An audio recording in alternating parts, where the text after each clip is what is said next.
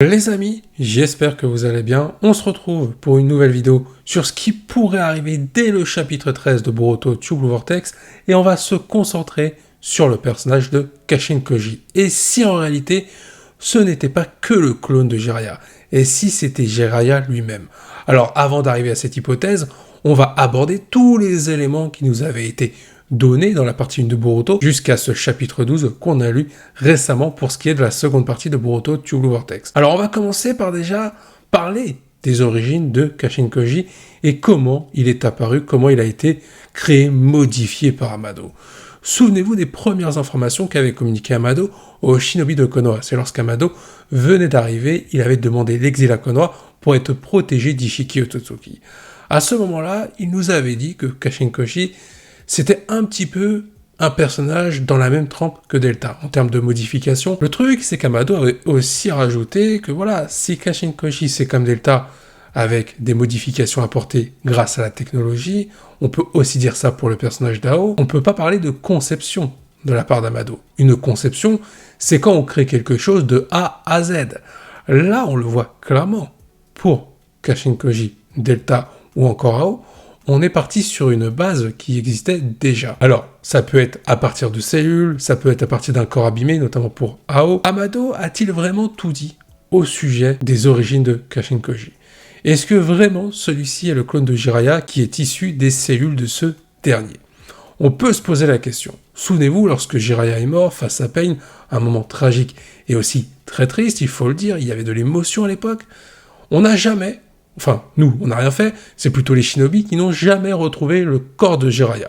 Et c'était d'ailleurs le cas de Kabuto, qui voulait se servir de Jiraiya pour le ramener d'entre les morts avec les No-Tensei. Mais il n'a pas pu puisqu'il n'a pas retrouvé son corps. Là, vous allez me dire, c'est normal qu'il n'a pas pu retrouver Jiraiya, il était au fond de l'eau. Peut-être que Kabuto ne l'a pas retrouvé parce que tout simplement, le corps était trop profond. Mais bon, Kabuto, avec ses techniques et avec ses connaissances, il aurait pu quand même récupérer Jiraiya. L'autre hypothèse, qui pourrait être crédible, c'est tout simplement qu'il n'y avait plus aucun corps à récupérer, puisque le corps a été récupéré bien avant par Amado.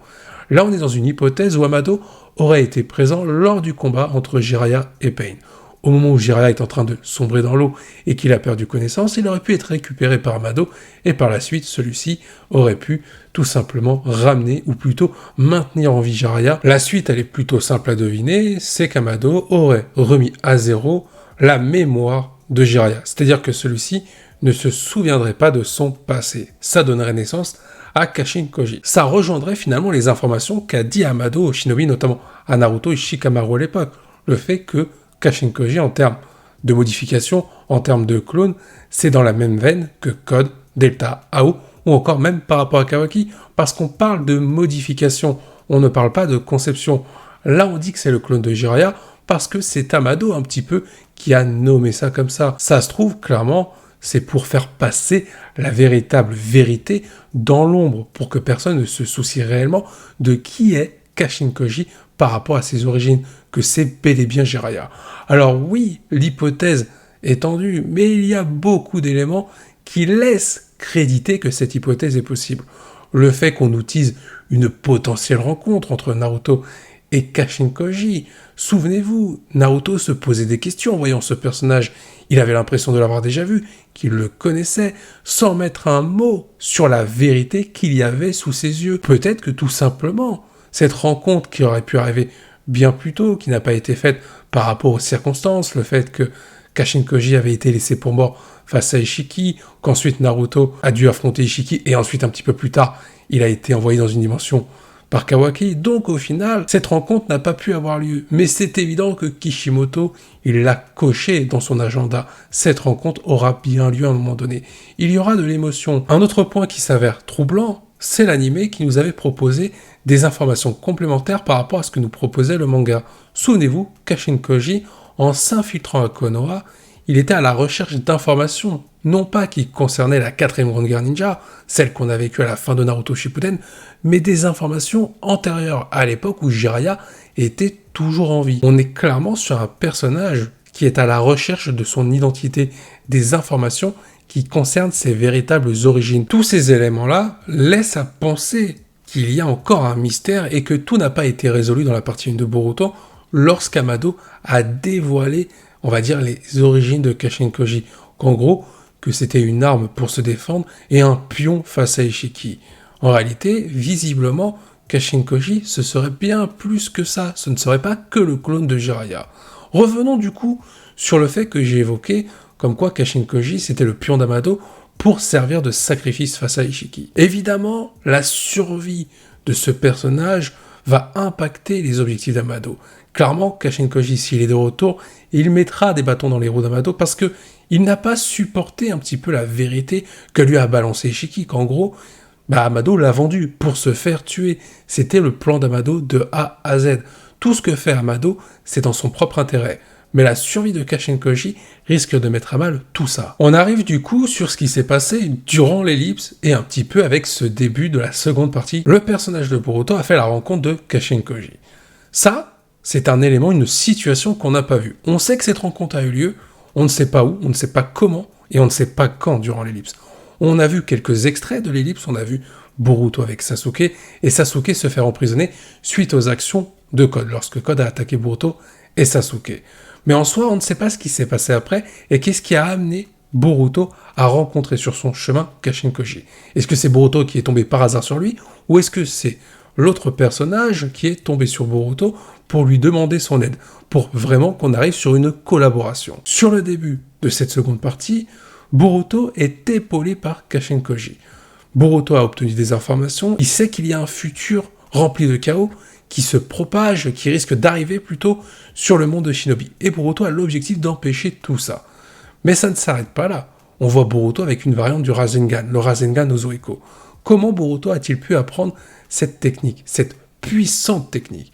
Visiblement, vu que Kashin Koji maîtrise aussi le Rasengan, et qu'on se rapproche des origines de Jiraiya, vous l'aurez compris, il n'est pas impossible que ce soit lui qui a appris cette technique à Boruto.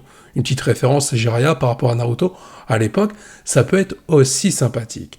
Mais le problème dans tout ça, je l'ai dit, il y a des informations que Boruto a obtenues de Kashin Koji, et on ne sait pas comment. Comment Kashin Koji pourrait être au courant de ce qui pourrait arriver dans le futur. Et surtout, on voit que Boruto, il essaye de jouer sur plein de situations, de protéger Konoha, de protéger le futur, de protéger tous les shinobi, tout en essayant d'arranger sa situation à cause de Kawaki avec l'omnipotence d'Eda. Mais du coup, la question elle est là. On connaît les motivations de Boruto, mais on ne connaît pas réellement les motivations de Kashin Koji.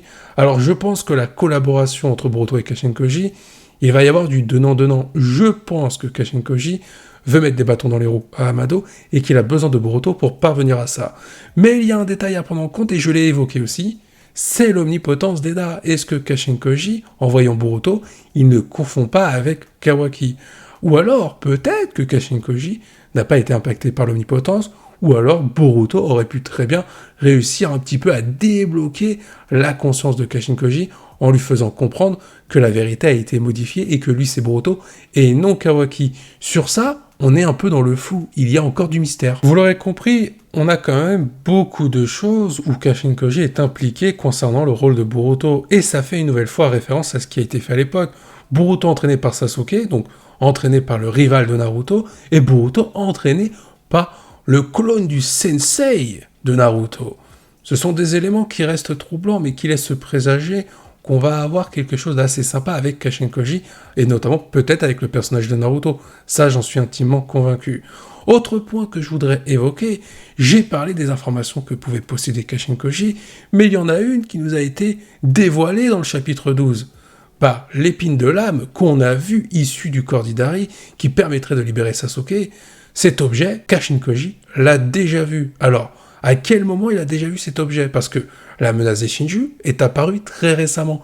Et Kashin Koji, il a été mis au courant au moment où c'est arrivé, tout comme Boruto. Et souvenez-vous, à l'époque, il avait dit à Boruto que ça devait arriver et que Boruto devait faire très attention à ses actions. Il ne pouvait pas tout gérer et que s'il devait se faire tuer, ce serait la fin du monde de Shinobi. Donc Kashin Koji, il en sait beaucoup sur ces éléments-là, sur l'épine de l'âme, sur les Shinju. Est-ce que Kashin Koji a eu accès à ces informations-là, ces connaissances-là, quand il était aux côtés d'Amado, c'est-à-dire durant la partie de Boruto ou avant que l'œuvre de Boruto commence? Mais si c'est ça, ça voudrait dire qu'Amado, il en sait aussi tellement sur cette menace, sur les Shinju, alors qu'il faisait clairement semblant de ne rien savoir. Après, il est possible que Kashin Koji ait vu un objet similaire à l'épine de lame. Parce que dans l'épine de lame, on peut dire peut-être que c'est l'âme qui est emprisonnée dans une épine, et cette âme, lorsqu'elle est libérée, elle retrouve le corps de son hôte. Sasuke, en étant emprisonné, on peut dire que son âme a été emprisonnée dans cette épine, ce qui a fait qu'on a donné naissance à Hidari par la suite. Là, vous allez comprendre le lien que je suis en train de faire avec Kashin Koji et Jiraiya. Admettons que Amado aurait récupéré le corps de Jiraiya. Un Jiraiya vraiment à l'article de la mort, mais Amado parvient à le maintenir en vie. Par la suite, il va séparer l'âme du corps de Jiraiya, ce qui va donner Kashin Koji. L'âme de Jiraiya est emprisonnée dans une épine, comme c'était le cas un petit peu avec cette épine de l'âme concernant Sasuke. Là, on serait dans un délire où Kashin Koji, il aurait déjà vu cet objet, parce que l'objet qu'il aurait vu auparavant, ce serait potentiellement l'épine de l'âme de Jiraiya, ce qui a donné sa naissance un petit peu pour le coup. Peut-être que justement, il est à la recherche de ça et qu'il veut mettre des bâtons dans les roues d'Amado pour pouvoir un peu restituer son corps parfaitement avec l'âme qui lui manque. Parce que un truc qui est très intéressant avec les modifications d'Amado, c'est que les shinobi qui ont vécu ça, notamment Ao, on peut dire ça aussi de Kashin Koji, lorsqu'on l'a vu pour les premières fois, sur les premières scènes, la nature des shinobi, notamment de Ao et de Jiraiya, avait été littéralement effacée lorsqu'ils avaient eu des modifications de la part d'Amado, comme si leur âme avait été impactée, dénaturée. On aura peut-être le droit à des explications dès le chapitre 13 par rapport à ça. Vu que Boruto et Kashin Koji ont engagé une conversation sur l'épine de l'âme à la fin du chapitre 12, on peut avoir des révélations dans le chapitre 13 de la part de Kashin Koji. Un dernier élément aussi à évoquer, on l'a vu dans les chapitres précédents, à un moment donné, lorsque Boruto et Kashin Koji discutent, on peut voir le repère de Orochimaru. Et est-ce qu'il y aurait un lien entre ces trois personnages, Boruto, Orochimaru, Kashin Koji? Est-ce qu'Orochimaru serait au courant de la présence de Kashin Koji, de sa survie, et Kashin Koji peut-être aurait proposé une collaboration avec ce dernier pour pouvoir aider Boruto et essayer d'en apprendre un petit peu plus sur Amado pour pouvoir le contrer le plus facilement possible. Encore une fois, on arrive sur une référence, Kashin Koji et Orochimaru, qui pourraient travailler ensemble. C'est clairement une belle référence par rapport à l'histoire entre Jiraiya et Orochimaru, deux des trois ninjas légendaires. Donc il y a quelque chose qui se trame autour de ce potentiel clone de Jiraiya, ou alors peut-être de Jiraiya tout court. Sur ce, je vous invite à donner votre avis sur ça, sur les différentes hypothèses que j'ai pu évoquer. Quel est votre avis sur le fait que Kashin Koji pourrait être potentiellement Jiraiya? Je vous attends dans les commentaires, j'ai hâte de vous lire. Je vous dis à la prochaine, portez-vous bien, et n'oubliez pas que la volonté du KT soit avec vous. J'espère que tu as apprécié cette vidéo, n'hésite pas à liker pour me soutenir et à t'abonner pour ne rien manquer sur ma chaîne YouTube.